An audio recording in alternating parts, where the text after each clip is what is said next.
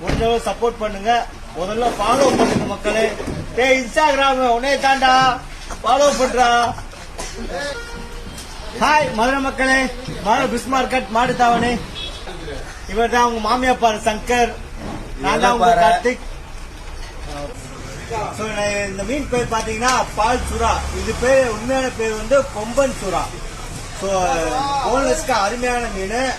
பெரும்பாலும் லேடிஸ் சாப்பிடுறது, ரொம்ப வந்து புட்டு செஞ்சு சாப்பிடுறது அவங்க தான் அதிகமா சாப்பிடணும். இது எப்படின்னா குழந்தை பெற்றவங்களுக்கு பால் ஊடுற மீன்.